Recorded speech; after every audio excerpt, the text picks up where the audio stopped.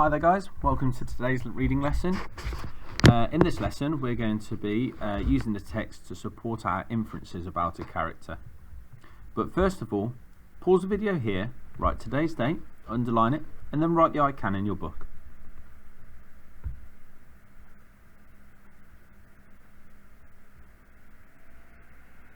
Okay, so the text that we're going to look at today is called the Phantom Tollbooth, which is written by Norton Juster.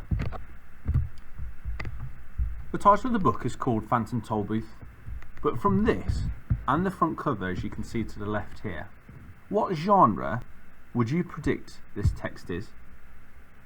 And, as a stretch, can you explain why you think this? Pause the video here whilst you have a go at answering this.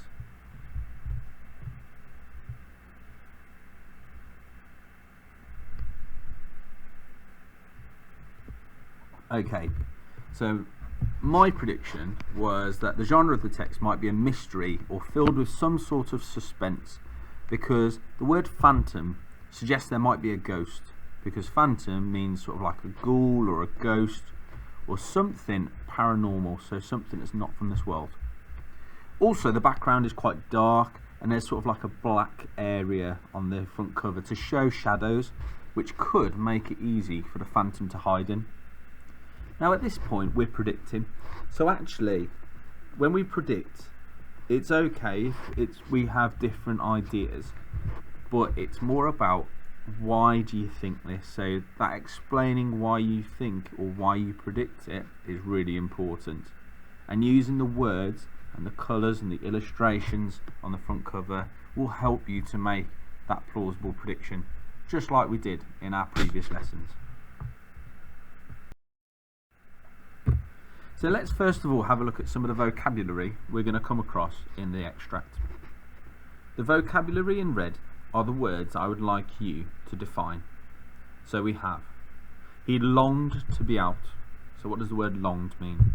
He walked dejectedly from school. What does the word dejectedly mean? We then have the word toll booth. What does that mean? We have easily assembled at home. What does assembled mean? It's terribly impractical. And finally, he remarked wistfully. Pause the video here whilst you first of all write the subheading vocab lab and underline it, and then define each of these words.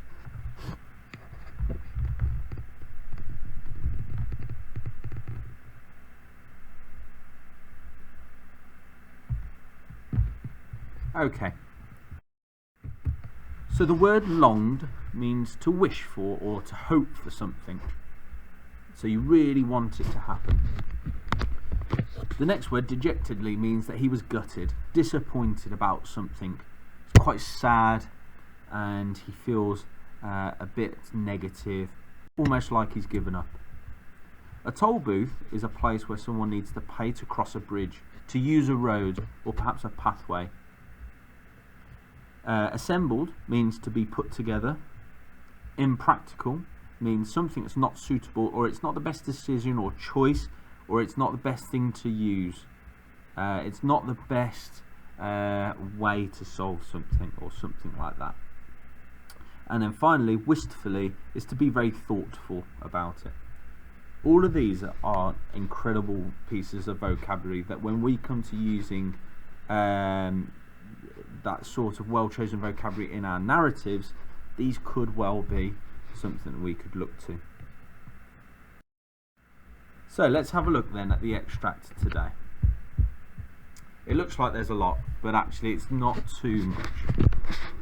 You can pause the video here to read through, or you can follow it through with me as I read on.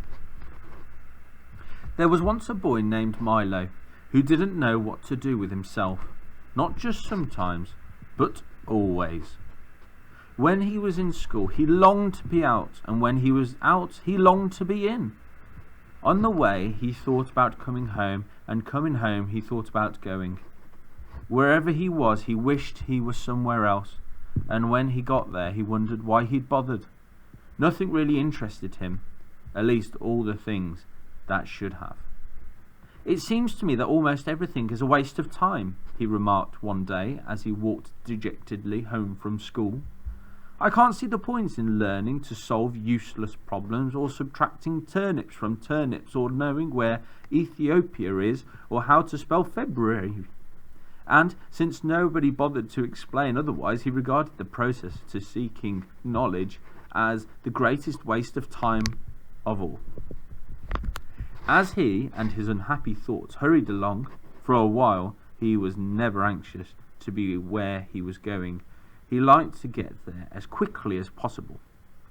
It seemed a great wonder that the world, which was so large, could sometimes feel so small and empty.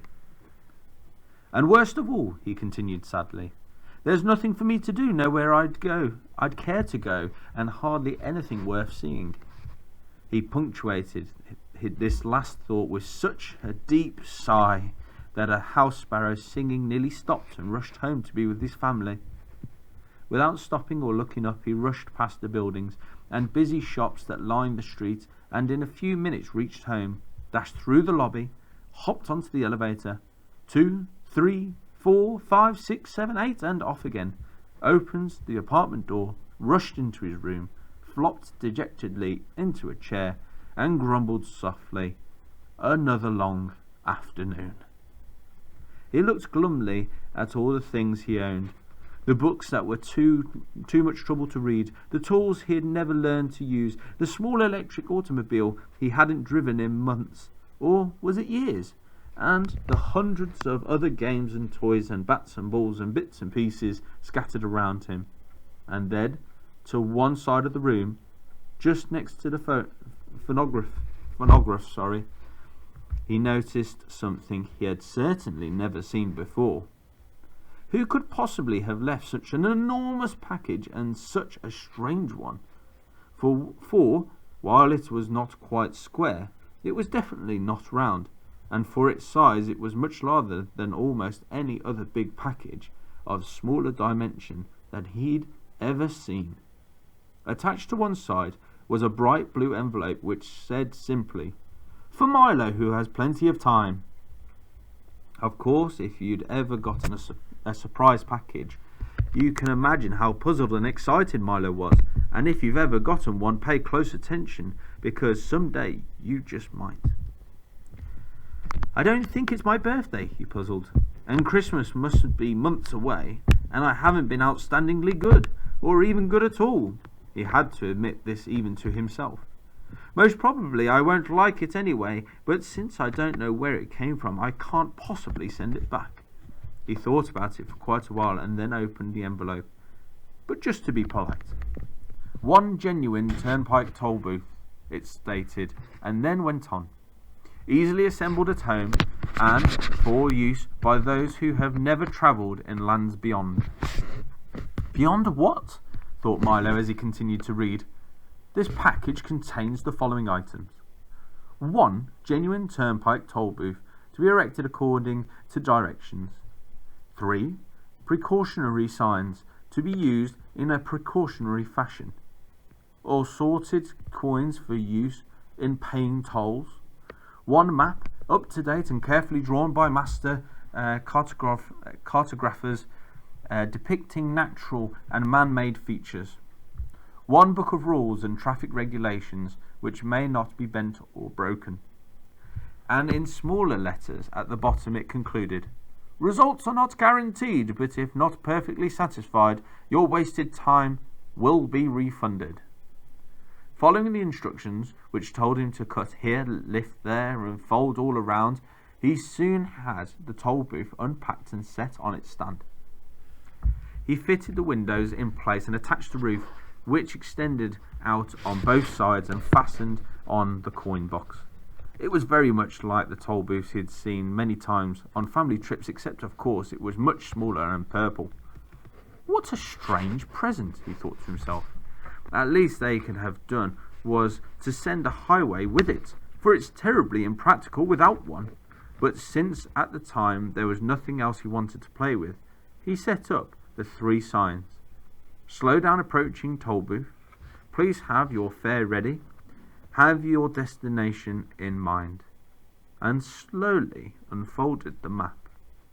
As the announcement stated, It was a beautiful mapping, many colours showing principal roads, rivers and seas and towns and cities, mountains and valleys, intersections and detours, and sites of outstanding interest, both beautiful and historic.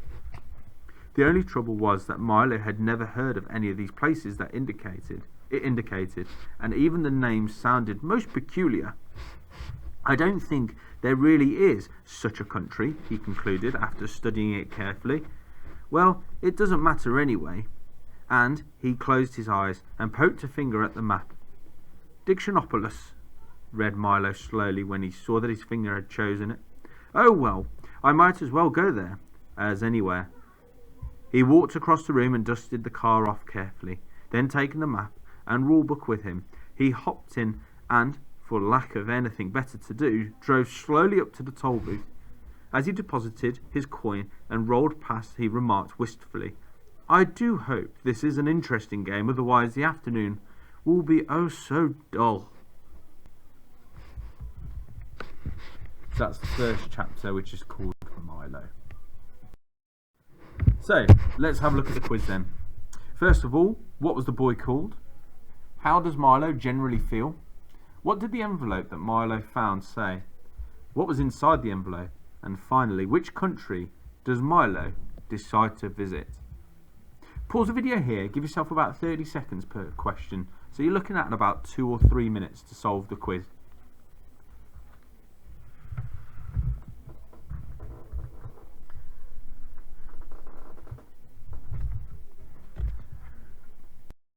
Okay, let's have a look at the answers then. So first of all, what was the boy called? Well, his name was Milo.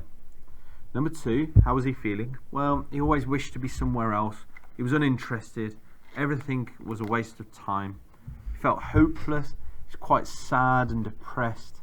He was very lonely as well because he lived on his own. What did the envelope that Milo had say? It said, for Milo, who has lots of time. And then what was actually inside the envelope was a set of instructions for the toll booth. And then finally, which country does Milo decide to visit? He decides to visit Dictionopolis.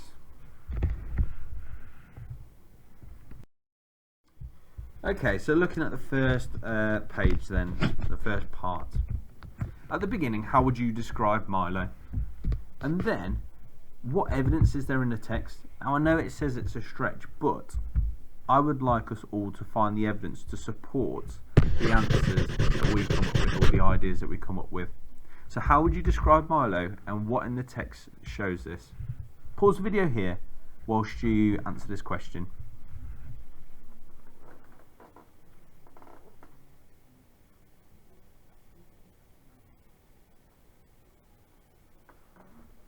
Okie doke, so at the beginning of the text, Milo appears quite sad, a solemn character who always wants to be somewhere else, although he feels disappointed when he is somewhere else because he becomes uninterested. So at the beginning, as long as your answer says that he's quite a sad, lonely, depressed, solemn character, or a character who always wishes that he was somewhere else, then you're on the right lines. I think it's really important to mention that although he wished for things, when he actually did have those things, he actually ended up not liking it anyway. In the text it says everything was a waste of time. This shows me that he doesn't really seem very positive or happy about the things that he does. So as you can see there, the underlined bits, that's my evidence from the text to support my idea. Now, I introduced that idea by using the words in the text it says. So I'm telling the reader what proof there is in the text, or what evidence there is that supports my own ideas. And then I've actually gone on to explain what that means. So I'm actually going that extra step further with it as well. So I've described the character as the question asks, and then I've found evidence in the text to support my ideas about the character. You could have also used a picture, because the picture looks like he's not a particularly happy chappy, is he? And the background's coloured in black, so it's quite a sad atmosphere around the character in the image. So, do you think that Milo should have opened the letter? And why do you think this? What evidence is there to show or to prove your answer? Now, to stretch yourself as the challenge, can you think of the opposite side? So if you think that Milo should have opened the letter and you found evidence or you've explained it, what's the opposite side to that? Pause the video here and explain your answers to this question.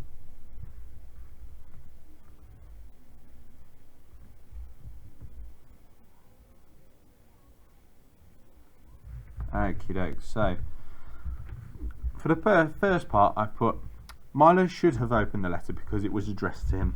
It had his name on it, and in the text it says, "For Milo, who has plenty of time." So I've told the reader that yes, I think he should have opened the letter, so I've answered the question, and then I found evidence from the text to support my answer. But I've now done the stretch to now think of the opposite to that. Although he wasn't so sure, he was not sure who it was from or why he had received the surprise package. So he might have wanted to wait until he had checked with an adult or another family member. Now I know that he himself isn't an adult because he goes to school. So actually, if he didn't know who the package was from or why it was he might have wanted to wait until somebody, an adult, might have been able to come to help him with it. So that's the flip side. So I actually thought that Milo should have opened the letter because it was addressed to him. But the opposite side to that was that he wasn't sure who it was from, so he might have wanted to wait for somebody to help him. Okay, let's have a look at the next part then. The country that Milo considers visiting is called Dictionopolis. What sort of place do you think it will be based on the name? So the name of the place is called Dictionopolis. So what do you think this place is going to be like? My advice is listen to the sound of the name Dictionopolis. What does it sound like? Then, once you know what it sounds like, what does that thing do? Does that have any connection to it? Pause the video here whilst you come up with an answer to this.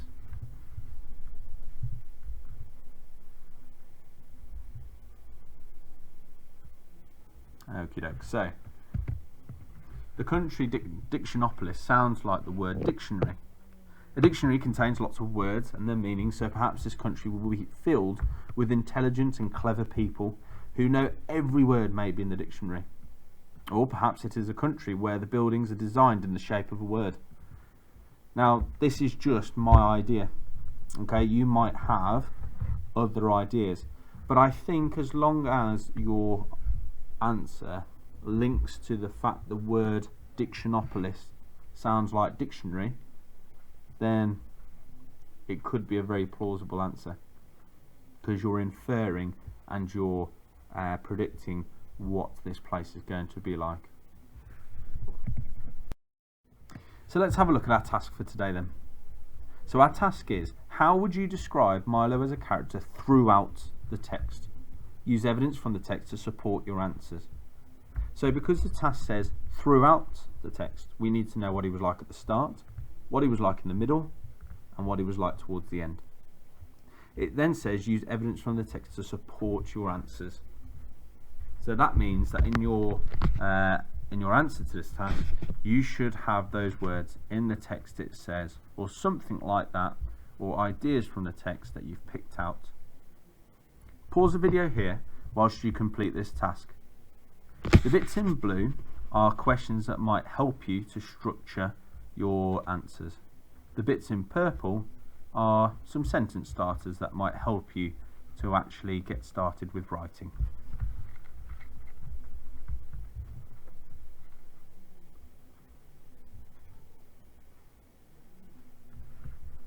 Okay then, so this was something that I came up with. At the beginning of the text, Milo seemed like a very sad character because he was never interested in the place he was in, and he seemed to be very negative. So at the beginning he was very sad, solemn, depressed, lonely. In the text it says that when he was in school he wished to be out of school, but when he was out of school he wished he was in. So I've used those words in the text to show the reader that I'm now using evidence from the text to help me support and strengthen my argument. He also had lots of things around his home that he had given up on, like books that were too much trouble to read or tools that he'd never learned to use. So I'm now adding extra evidence to strengthen my thoughts to what Milo was like at the beginning.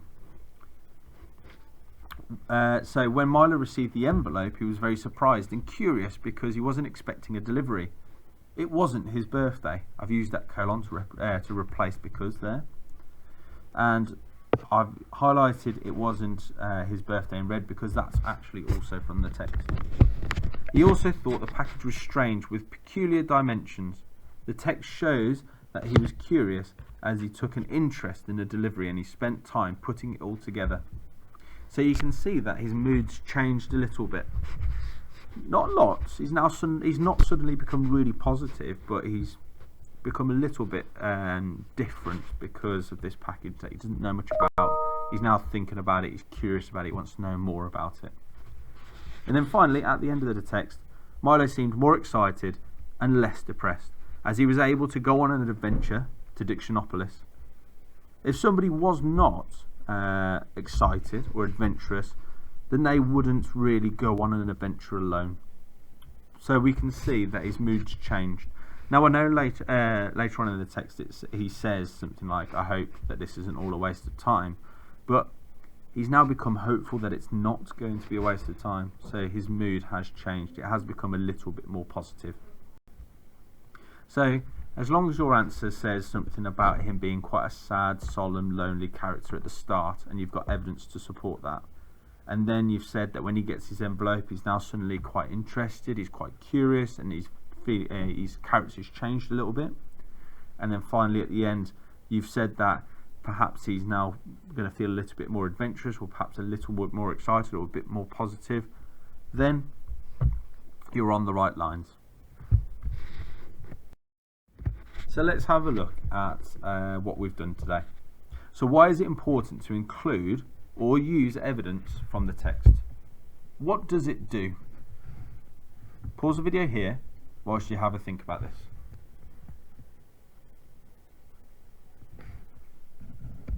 So evidence strengthens your ideas and it adds proof. So it means that you are more likely to have a plausible answer. What phrase can you use to introduce evidence from the text? You don't necessarily have to have this phrase all of the time, but it's something you can use to tell the reader you're now taking something from the text. What is that phrase?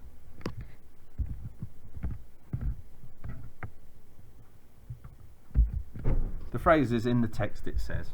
So that front-headed verb is to tell the reader where you're now looking or where you're referring to. I wonder though, what is Dictionopolis actually going to be like? And how's that going to link, or how's this place going to link to a Phantom Tollbooth? I wonder. What's Milo actually going to find on his travels to Dictionopolis?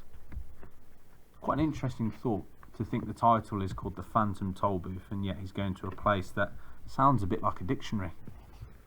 I wonder.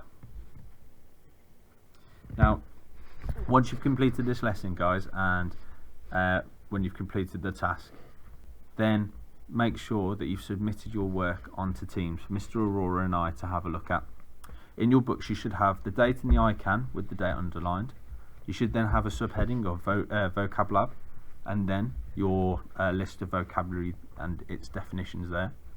You should then have the subheading of quiz, and you should have the quiz underneath it, and then you should have your task. Until the next time, guys, enjoy your weekend, and we'll see you on Monday.